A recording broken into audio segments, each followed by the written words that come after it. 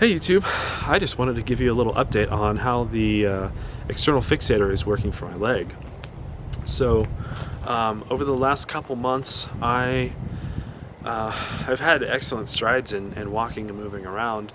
I had one period of time where I was able to walk for 3 hours straight without any breaks or sitting or anything like that. And it's like my muscles have sort of taught themselves how to do things without any sort of physical therapy. So it's actually quite amazing that your body can spring back from all this damage and relearn how to walk on its own without me really consciously thinking about it. One thing that did happen though in the last 2 months is that one of the pins in my leg shifted or something, and it continually gets aggravated to the point where it makes it very hard to walk or use my knee muscles essentially. So I have sort of gone back to the old walking patterns of not using my knee joint as much as I can and using my foot and my hip primarily, which has given me the same kind of pains that I had before this operation. And so it's been sort of hard for me to accept that and not freak out thinking that I'm back to where I was before. And the weather here in Utah has been sort of a bit of a roller coaster. So it will go, right now it's like probably 80 degrees and nice, but it went down to like 40 or 30. And this giant metal frame on my leg was transmitting all this cold to my bone, and it basically made me disabled. I was only able to walk maybe 10 minutes a day, and I had to actually take opiate painkillers. And so that was really rough to just be sent back down that chute of really low levels of functionality. But overall, I'm driving a car finally again. I wasn't able really to do that before without getting a lot of pain. When the weather's good, I'm walking very well, standing without any pain or discomfort. And when I don't have the pin aggravating me, I'm actually walking very, very, very well. In fact, I had a physical therapist in a store come up to me and say, "Oh, I see you got an X-Fix on. Your gait is amazing." And I'm like, "Thank you." Thank you very much. I appreciate that, And we got to talking about orthopedics and stuff, but yeah, I would go back and do it again if I had a choice. And really, there's no other way to fix tibial torsion anyway. I mean, you could throw, anti-inflammatories and physical therapy and all sorts of braces and weird shit all you want, but it's not gonna fix the fact that the bone's twisted. So I'm very grateful for that. One downside I noticed is that, and this is rated R or rated X, so if you have children listening to you or listening to this video while I'm talking, please maybe do whatever it is you need to do to not expose them.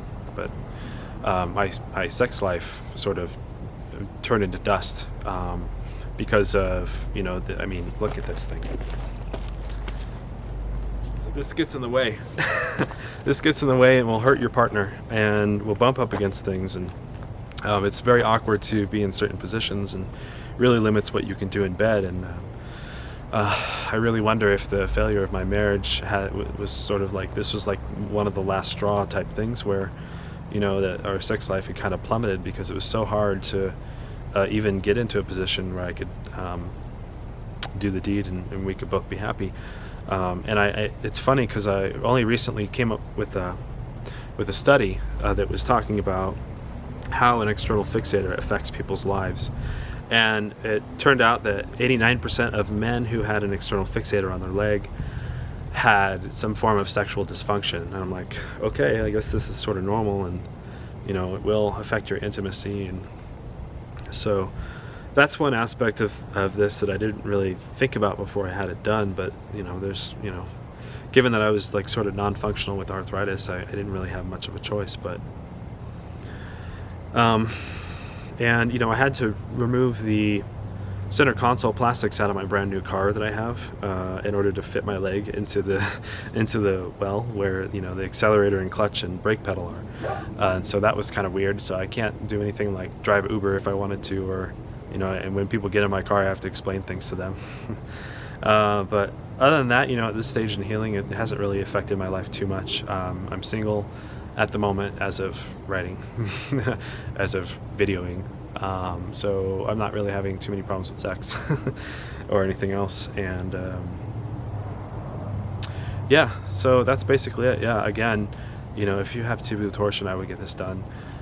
For me, this has been, I had this done in February, and I believe this month, October, I will have this removed. They seem to think that I have enough bone, but I haven't had the final CT scan to say. So you're going to need to, if you're in your 30s and you're relatively healthy, you're going to need to consider that you're going to need some downtime seriously in your life. You're going to have reduced functionality.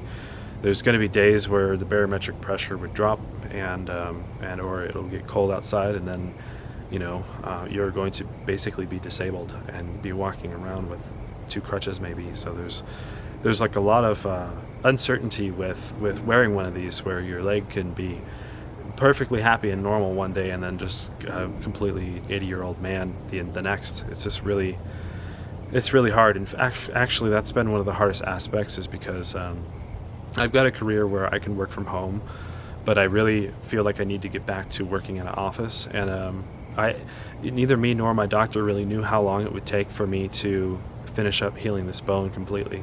So I haven't been able to commit to anything for the last 9 months or so.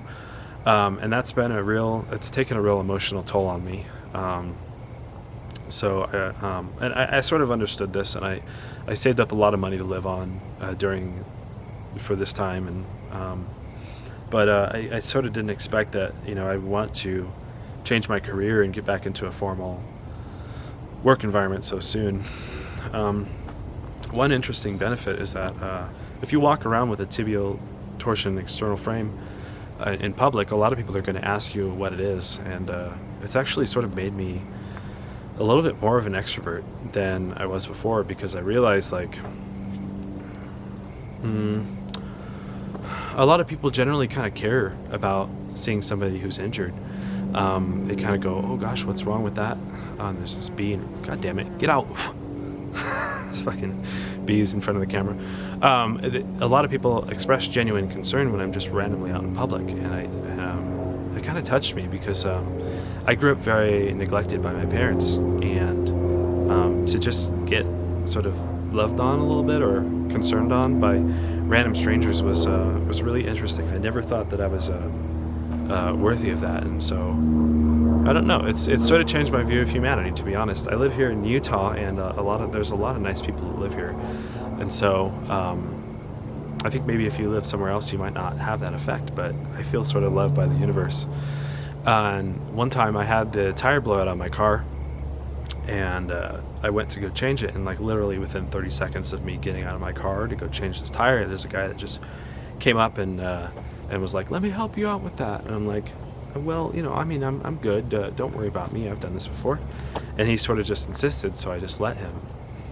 And so it's sort of like one of the first times in my life that I let somebody help me, because I'm used to just being sort of neglected, and that turned me into a very individualistic person who can handle anything on my own. But it was kind of nice to accept help from a stranger, and it kind of broke through my sort of cactus-like self-preservation instinct, where I can't let anyone help me.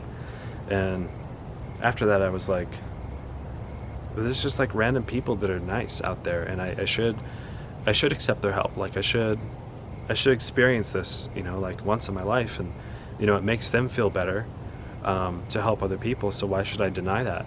And it made me see accepting help from other people in a different way. So it's really interesting, what a medical device on your leg will do. It can really have a lot of effects that you didn't expect. So it's been an interesting journey. I just wanted to let you know that I'm doing okay. I'm unfortunately not riding bicycles or building them, because the pin on my leg has been really aggravating me, and I'm not sure if I will be able to get back to them this year. This makes me sort of sad, but I'm at least going back to the gym and working the upper body out, so that feels really good. And things are going okay. So I'll let you know how it goes when this thing is taken off, and what that process is like. And we'll do one final video on that. So thanks for watching. Talk to you later. Bye.